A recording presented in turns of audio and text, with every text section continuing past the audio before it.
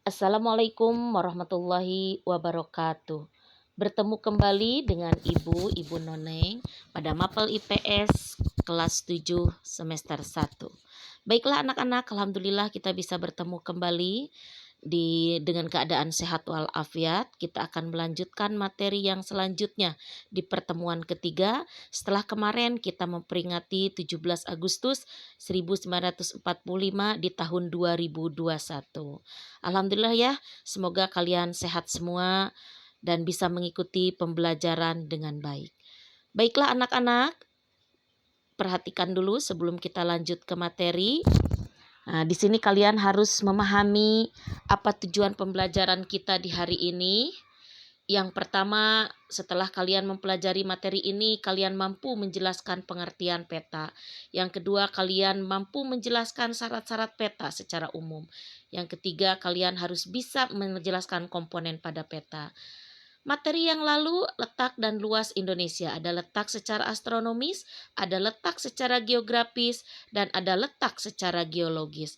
Letak astronomisnya 6 derajat lintang utara, 11 derajat lintang selatan, 95 derajat bujur timur, sampai 141 bujur timur.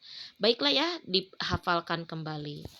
Nah, kita mulai ya. Apa sih itu peta? Peta adalah gambaran sebagian atau seluruh di permukaan bumi dengan berbagai ketampakannya pada bidang datar yang diperkecil menggunakan skala tertentu.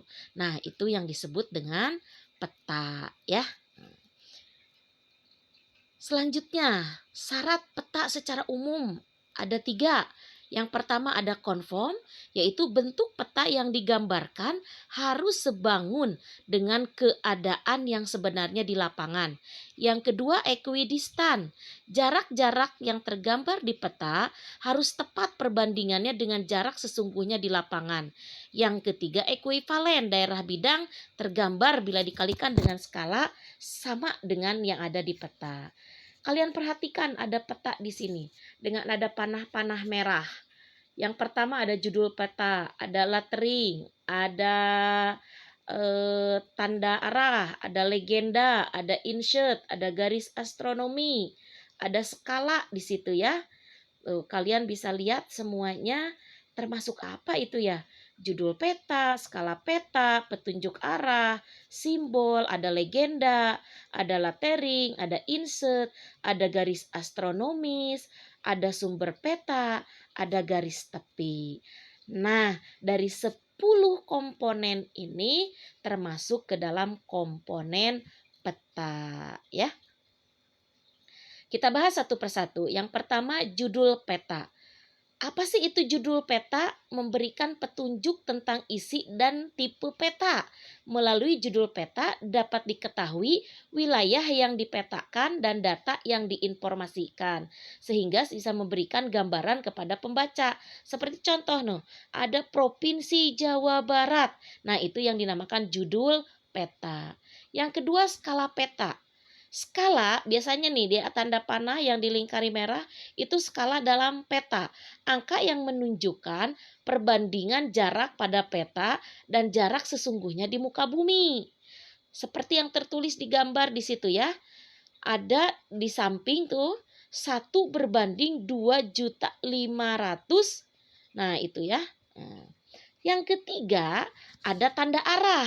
Biasanya tanda arah dalam peta yang paling banyak ditunjukkan dengan tanda panah biasanya mengarah ke atas, itu arahnya arah utara.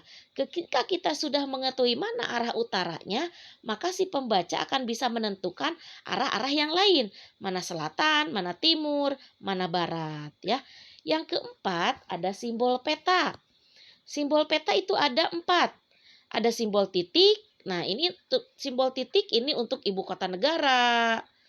Ditunjukkannya untuk kecamatan, simbol garis untuk sungai, jalan raya, jalan lain desa, batas negara ya, batas provinsi. Nah, itu dalam simbol peta ya, ada simbol titik dan simbol garis. Selanjutnya yang ketiga, ada simbol area. Nih yang ditunjukkan area buat danau, buat rawa, buat sawah.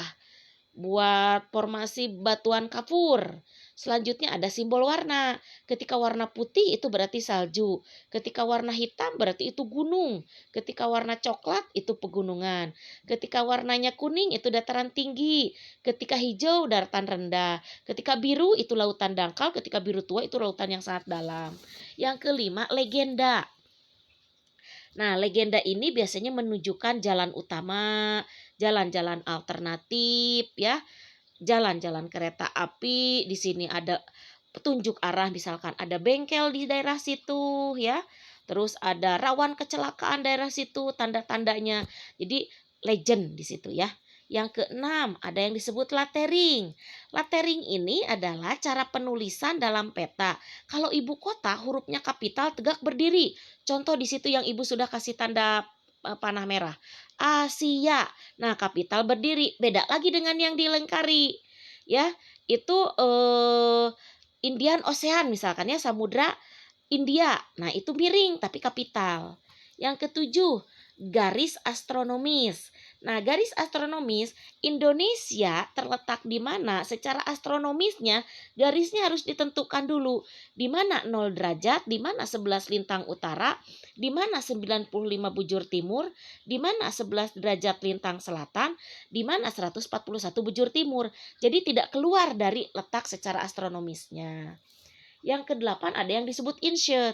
Insert ini adalah menunjukkan untuk memperjelas daerah biasanya untuk dipublis, daerah yang belum begitu terkenal untuk lebih diperdalam lagi ya. Dan ada yang disebut garis tepi. Garis tepi ini adalah garis tepi kiri, tepi kanan, tepi kiri atas ya, bawah sesuai astronomisnya.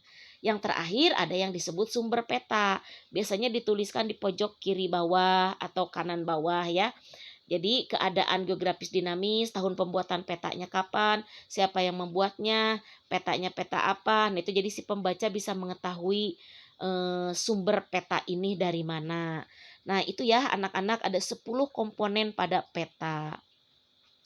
Baik, kesimpulannya kalian harus hafal peta itu apa, bahwa peta adalah untuk menggambarkan ya kondisi yang sesungguhnya yang ada di lapangan dengan skala tertentu.